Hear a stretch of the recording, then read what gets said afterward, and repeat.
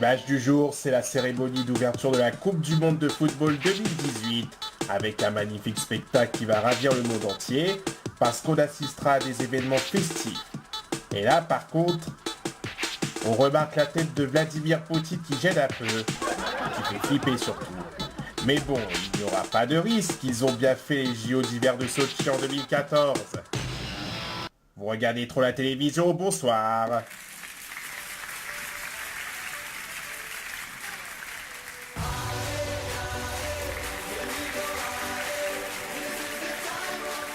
Ça durera 4 semaines. Pendant ces 4 semaines, on parlera que de football.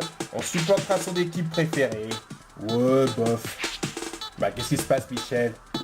Bon, ça veut dire qu'on va encore une fois de plus supporter des équipes nulles. Bah, une équipe de France. Bah, pas que, je parle des autres équipes qui vont nous saouler. À quoi ça sert de regarder des gens taper dans le ballon? Ça va user d'électricité pour rien. Eh bien, on peut dire que Michel n'a pas changé son humeur monotone. Bien entendu, on supportera l'équipe de France. La France aura les yeux rivés sur les écrans de télévision. On est les bleus, on est les bleus, on est les bleus. Allez les champions, allez les champions. Emmanuel, vous faites quoi là? Je suis en train d'encourager les bleus. On est les bleus, on est les bleus, on est les bleus.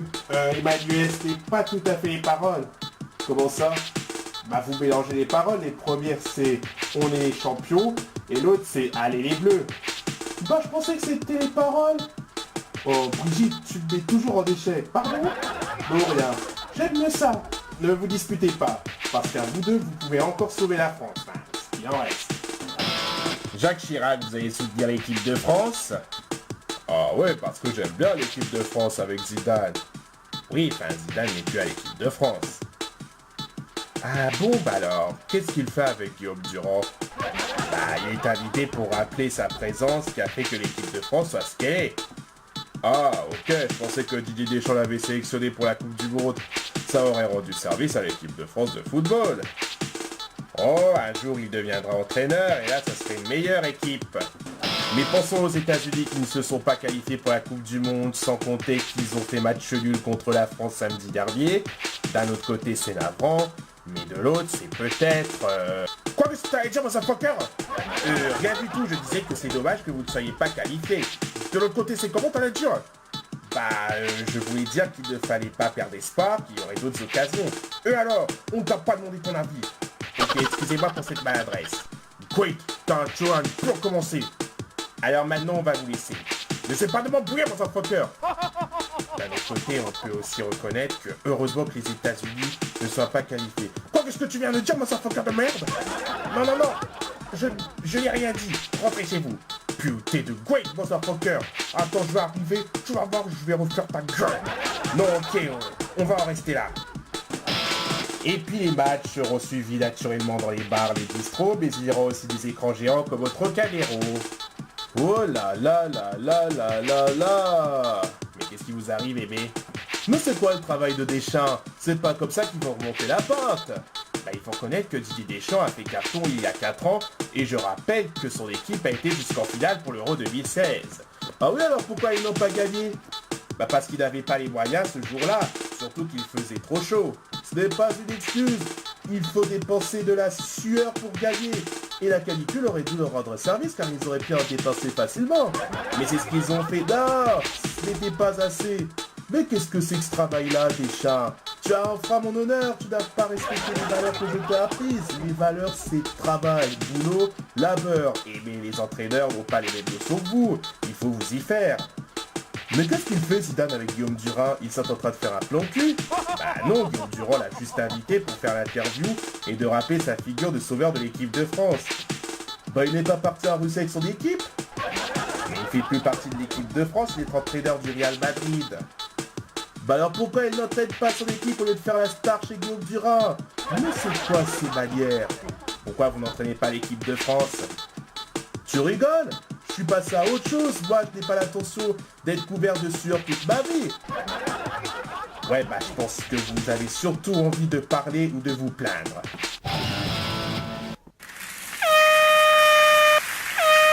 Voilà, sans transition, je reçois l'entraîneur et sélectionneur de l'équipe de France de football, Didier Deschamps.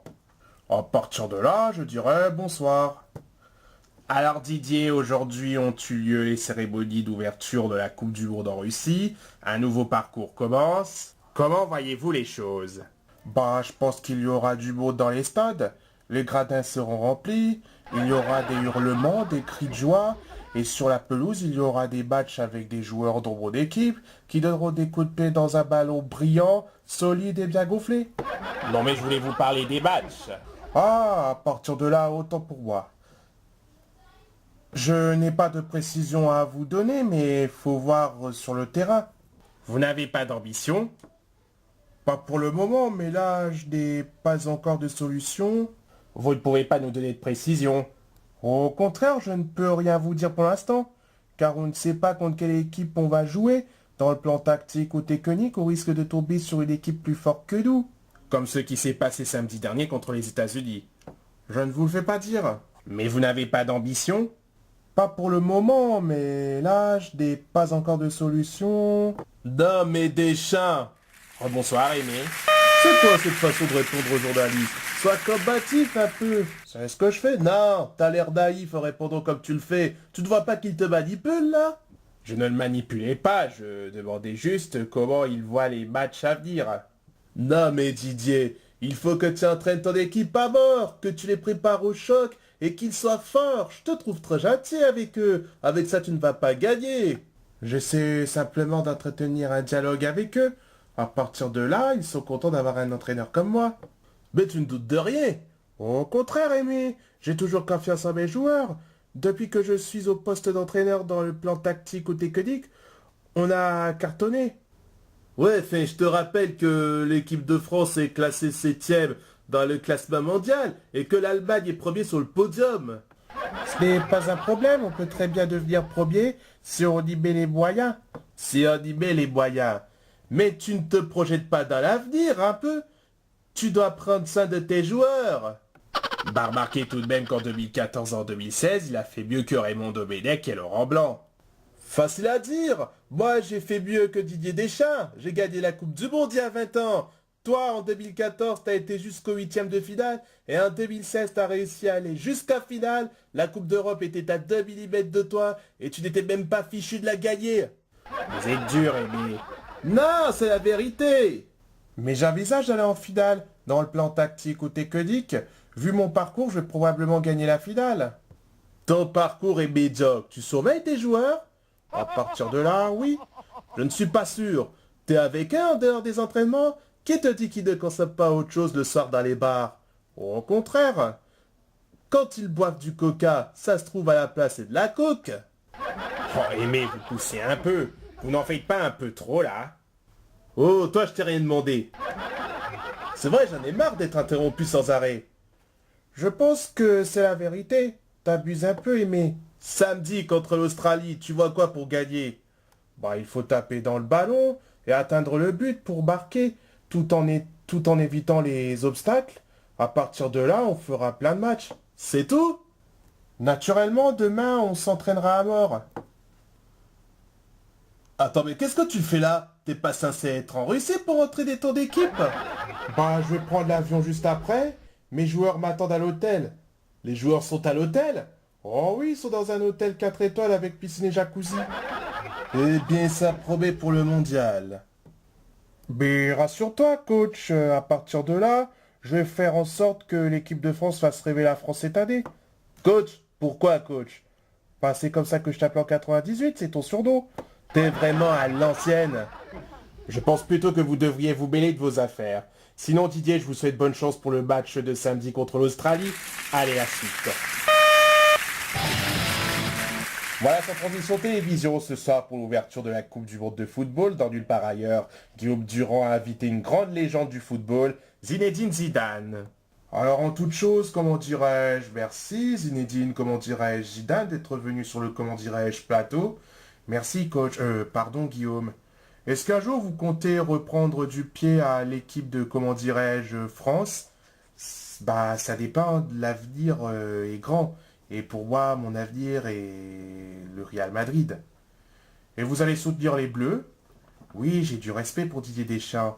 Il arrive à bien mener l'équipe de France comme Aimé Jacquet. Tout ce que je constate, c'est que vous êtes toujours, comment dirais-je, serein. Merci. En tout cas, je passe le bonjour à votre, comment dirais-je, sœur. Quoi? Ma sœur? Au moins, le retour de Zinedine Zidane aura servi à ça. Ça nous fera des vacances, ça nous rendra fibre, Gildas. Allez, ciao, bonsoir.